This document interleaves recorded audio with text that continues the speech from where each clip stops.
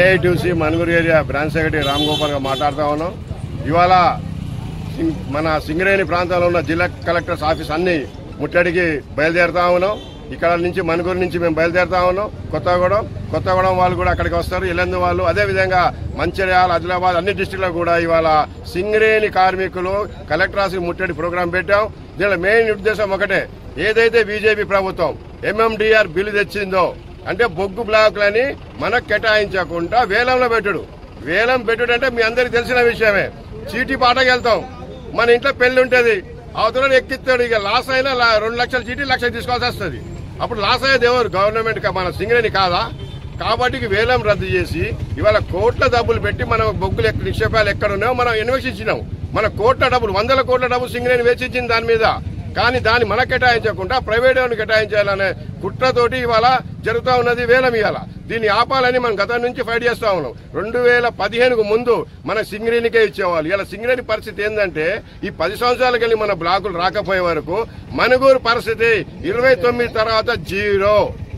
ఇవాళ OC2 dip side అయిపోతే మనుగూరు అయిపోతే ఇలా మనుగూరులో బొగ్గు బ్లాకులు లేవు, సింగరేణి లేదు.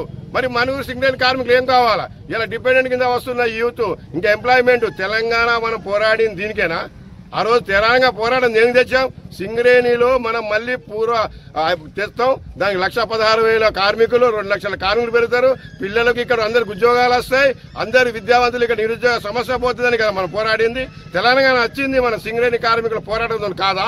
దాన్ని మర్చిపోయి ప్రైవేట్ వానికి ఇచ్చేయడం. కోయగూడెం 3 ఇచ్చేశారు అరవిందో కంపెనీకి, 170 యాక్ట్ ఉన్నా ఇవాళ తీసే పరిస్థితి లేదు. అట్లనే మన సత్తుపల్లి కూడా ఇచ్చారు, దానికి కానీ ఇవాళ శ్రావణపల్లి కూడా ఇచ్చేయాలని ప్రయత్నం చేస్తా ఉన్నారు. కానీ ఎక్కడ కూడా ప్రైవేట్ వాళ్ళు వీళ్ళు ఏంటంటే ఇంటర్నల్ లింక్ ఉంది.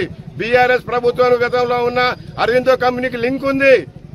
ఇంటర్నల్ గా ప్రభుత్వాలతో లింక్ ఉండి ఇవాళ అదానీ అంబానీకి ఈ కార్పొరేట్ సంస్థలకు అమ్మేయాలని చూస్తా ఉన్నారు. ఇవాళ మన బొగ్గు రేటు కూడా తీసుకోండి, ఇది అందరి మీద పడుతుంది. ఈ పోరాటం ఎందుకు చేస్తా ఉన్నామనంటే అందరినీ కలుపుకొని ఆల్ పొలిటికల్ పార్టీస్ కూడా అందరి మీద పడుతుంది. ఇవాళ మనం బొగ్గు అమ్మేది మన సింగరేణి 3,000, 3,500, మా మండే మంచి గ్రేడ్ ఉంటే 4,000. కానీ లాస్ట్ ఇయర్ మీరు చూసే ఉంటారు, మోడీ గారు ఏం చెప్పాడు? అదానీ దగ్గర తీసుకోండి, టన్ను ఎంత? 19,000, 20,000. మళ్ళీ టన్ను 3,000, 4,000 తీసుకునే టన్ను మనం 19,000, 20,000 తీసుకుంటే కరెంట్ రేటు పెరగదా? అన్ని రేట్లు పెరుగుతాయి. కరెంట్ రేటు పెరిగినాక అన్ని ఉత్పత్తులు రేట్లు పెరుగుతాయి. ఈ భారం ఆటోమేటిక్ గా మన తెలంగాణ ప్రభుత్వం మీద పడుతుంది, తెలంగాణ ప్రజల మీద పడుతుంది. అనాకమైన దాని మీద మనం గవర్నమెంట్ కంపెనీ నడిపియాలా, ప్రైవేట్ వాళ్ళని రద్దు చేయాలనేది ఏకైక నినాదంతో ఇవాళ మేము గుర్తింపు సంఘంగా ఉన్నా అన్ని సంఘాలు దీనికి రావాలి, ఆల్ పొలిటికల్ పార్టీస్ దీనికి రావాలి.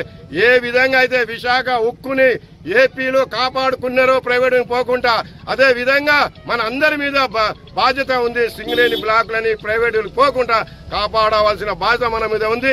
ఇవాళ ధర్నా చేస్తా ఉన్నాం కలెక్టర్ ఆఫీసు. రేపటికెళ్లి 12వ తారీఖు వరకు ఆల్ GM ఆఫీస్ ముందు నిరాహార దీక్ష కూడా చేస్తా ఉన్నాం. GM ఆఫీస్ ముట్టడి చేస్తాం.